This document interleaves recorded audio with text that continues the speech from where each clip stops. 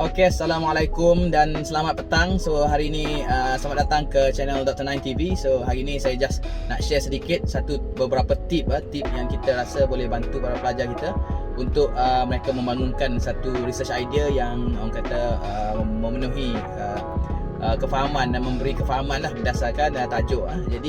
Jadi kalau kata kita tengok untuk kita merangka ataupun tip-tip untuk penulisan tajuk kepada penyelidikan dan juga tajuk tesis kita hanya fokus untuk kita trigger idea-idea kita kena tumpukan kepada tiga perkara. Okey, yang pertama adalah focus area. Okey, focus area di mana focus area apakah yang kita memberi panduan ataupun dalam fokus apakah research ataupun nature research kita untuk kita buat satu research tersebut ataupun penyelidikan. So kita kena fokus. Yang pertama, fokus kepada bidang kajian yang dipilih. Itu yang pertama. Okey. So yang kedua adalah kita perlu fokus kepada spesifik application ataupun spesifik konteks dalam bidang penyelidikan kita. Okey, dalam konteks apakah yang kita fokus dalam kajian kita. Okey, kita kena ada konteks. Contohnya mungkin dalam bidang area yang sama tetapi kita apply research kita tu dalam konteks yang berbeza. Itu satu. Okey, so contohnya macam kalau kata contoh dalam bidang yang utama kita katakan. So kita akan guna bidang tu contohnya dalam bidang ICT katakan, tetapi konteks research kita adalah melihat dari aspek human factor. Satu. Mungkin dalam ICT juga kita boleh melihat konteks sesuatu research dari aspek teknologi. Sebab tu bila kita tengok dalam apa-apa kajian pun, kalau kata dalam bidang computer science kita ada theoretical computer science, kita ada applied.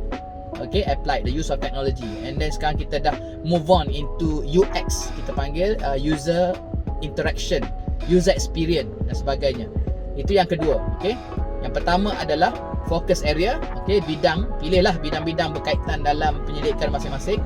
Yang kedua adalah dari aspek apply for specific context. Itu yang kedua. Okay. Yang ketiga adalah kita fokus kepada specific outcome. Okey, outcome ni maksud dia kat sini apakah specific outcome yang kita hasilkan berdasarkan kajian yang kita laksanakan.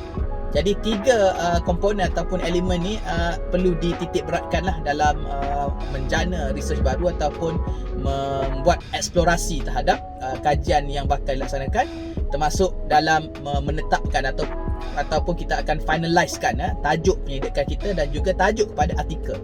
Sebab dalam kajian-kajian memang kita melihat tiga perkara ni lah penting dalam komponen. Sebab tu kalau dalam proposal, tajuk penyelidikan dan sebagainya, adalah school of thought yang menyatakan bahawa kita akan gunakan dalam 15 patah perkataan. So dalam 15 patah perkataan tu lah yang perlu kita ada komponen tiga ni. Yang pertama adalah bidang. Orang akan tengok dalam tajuk kita apakah bidang kajian yang dilaksanakan. Jadi orang akan tengok, okey, orang dah faham, dah identify ataupun dah memahami apakah bidang dalam kajian yang dilaksanakan. Dan yang kedua adalah dia punya applied, dia punya konteks. Dalam konteks apakah bidang penyelidikan yang ingin dilaksanakan.